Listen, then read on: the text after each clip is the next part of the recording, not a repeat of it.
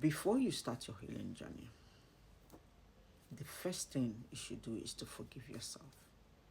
Forgive yourself for all the things you tolerated while you are married, or while you are staying in that relationship, or while you're staying in that situation.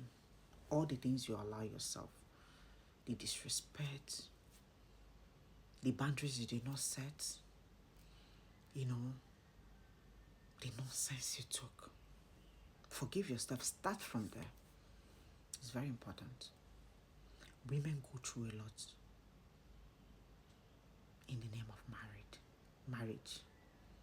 Forgive yourself. That will give you, a push in your healing journey. It will help you move forward. Just forgive yourself. Take time to forgive yourself. It's very important.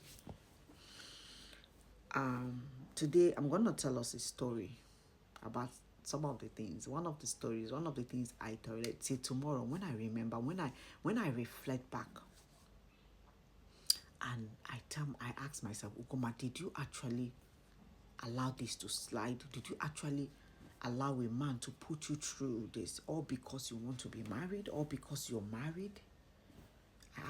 I ask myself what, but of course I've forgiven myself and I've forgiven the people involved. But this is story time. So listen, few months after I got married, my ex, that's my ex-husband, came to me and told me, there's this colleague of his that's having accommodation problem. We're like, okay. Anybody that knows me knows that if I'm in a position to help you, I will help you regardless. In fact, then, not now, because then I will displease myself to please you. That's who I am. People that are close to me, they will tell you this for free. But it's a trauma response. It's not even good. It's not good for you to displease yourself to please others. It's not a good thing. Nah, that's trauma. People pleasing. So, and I told him, okay, it's okay. I will try to be, I'll cut a lot of things off from this story. So she came, she moved in, we're just, bonding and all of that. So I think few months later, I traveled to the UK to have my child, my first son. So when I came back, I'm trying to cut, I'm cutting some part. When I came back, one person came to me and was like, nah, babe, now what for you? Why you go allow your husband bring him, babe, come house? Come, they stay for a place where they stay.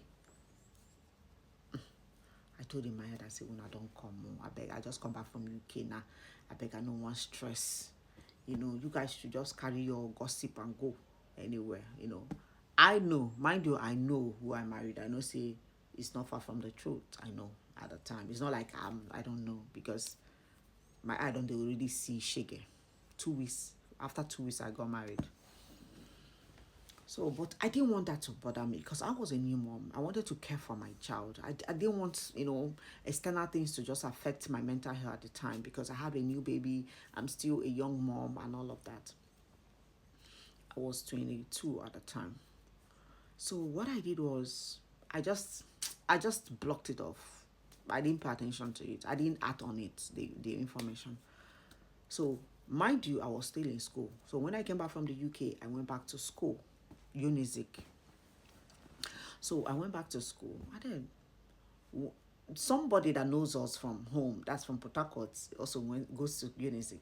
I don't know, he came to see me one of those times. I was like, I don't know, we're having conversation, and it came up again, like another different person. This is now a second person.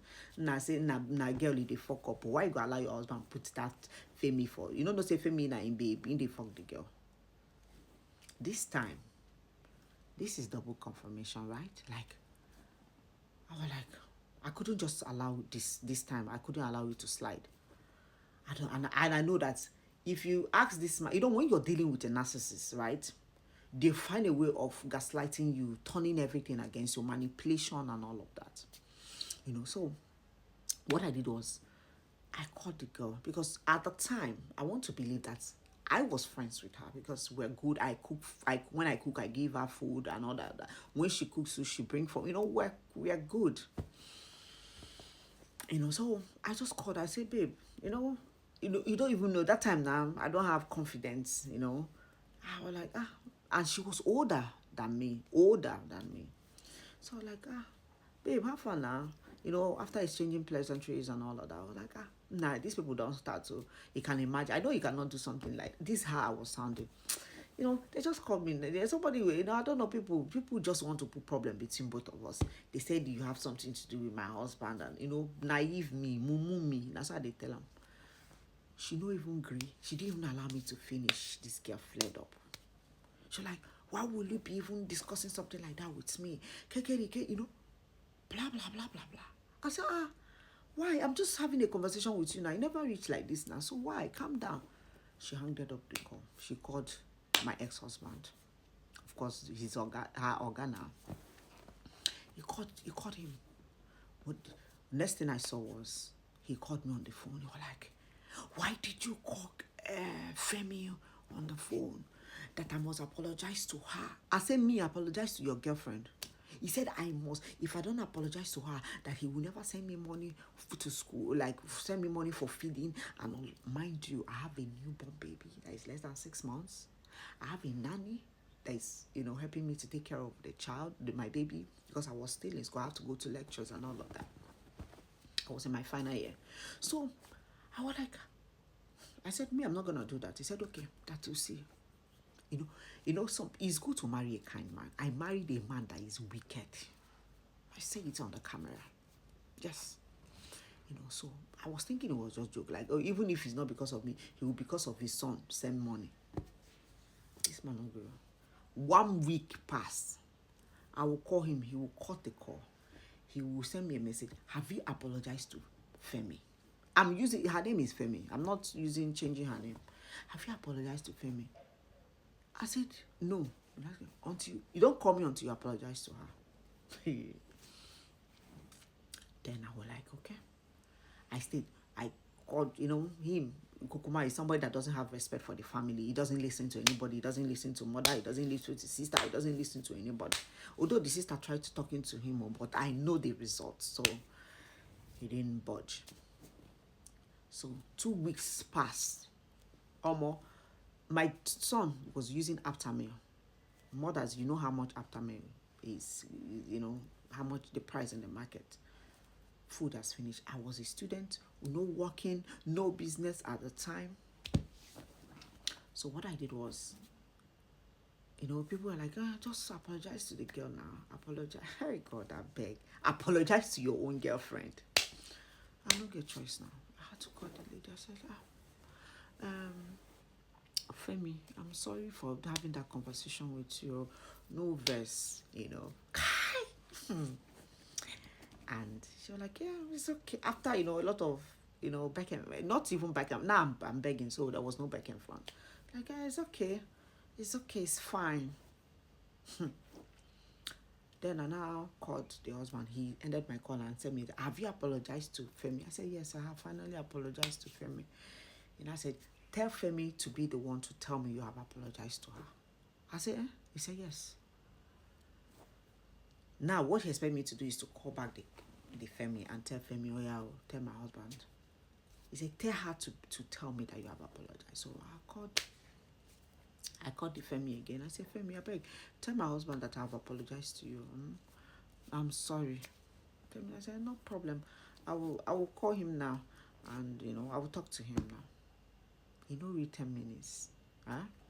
The man has sent me 50,000. And I said, he now called me.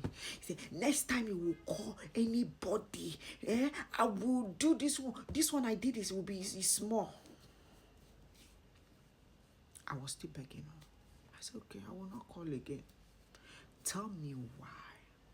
If it's not trauma, why I should be with a man that puts me through something like that if it's not trauma.